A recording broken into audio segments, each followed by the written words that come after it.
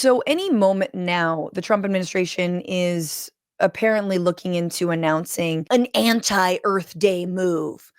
All right, because it is Earth Day, ladies and gentlemen. You know, our home planet, the place that billionaires are desperately trying to leave after destroying and cannot leave fast enough. It is Earth Day.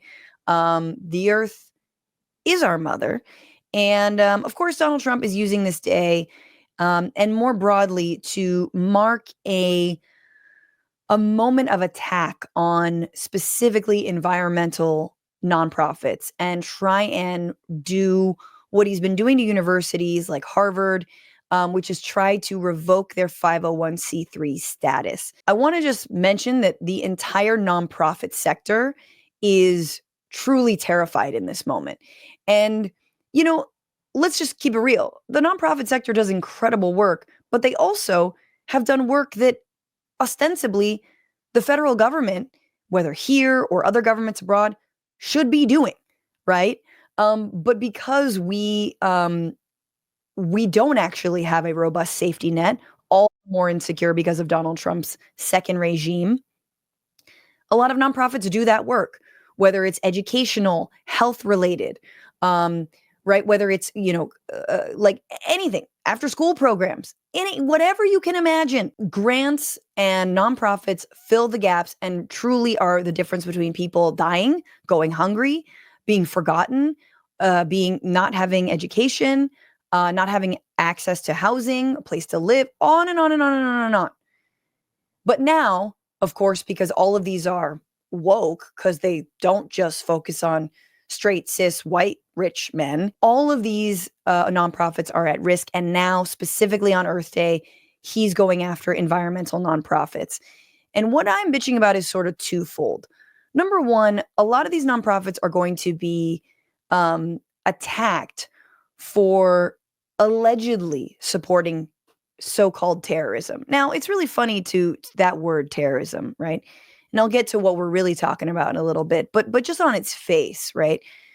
Environmental organizations have always been targeted as terrorist organizations, right? I mean, anyone who is blocked a pipeline, sat in a tree, any of the historic environmental movements that we've seen throughout, the decades had some form of direct action, civil disobedience. And these are the very things that Donald Trump and truly the state has labeled terrorism for many, many years. And you could see that obviously with the Stop Cop City movement and trying to protect Atlanta's native forests there.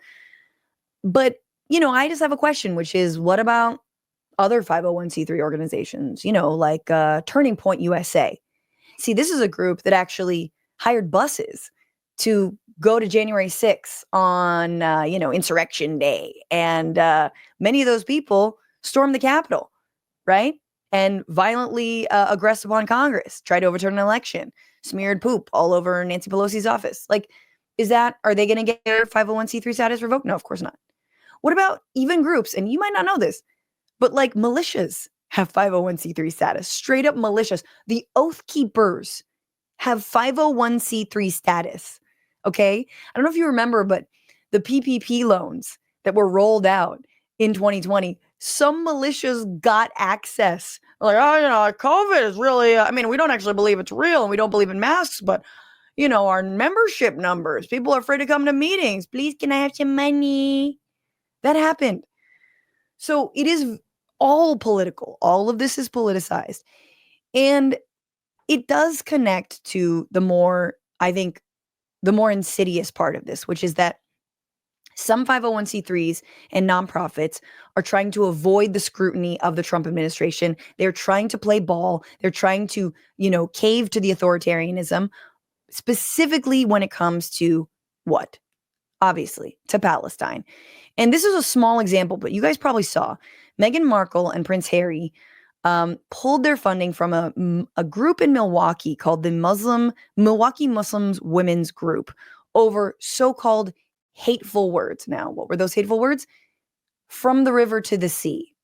That was the hateful word, a literal slogan, a slogan that rhymes with Palestine will be free and does not call for the death of anyone. But again, we are told time and time again, is hateful. So Meghan and Harry, now this is amazing because first of all, I finally have something I agree with Piers Morgan on, which is I don't like Meghan Markle anymore. They took away a $25,000 grant from this organization because the co-director or the director wrote an op-ed that had that in it. And other nonprofits and other foundations are also trying to take away money based on different nonprofits' Instagram pages, posts, social media posts, anything that expresses solidarity with the people who are currently being murdered like sitting ducks in Gaza because they think that will help them avoid full defunding from this government. Well, I got news.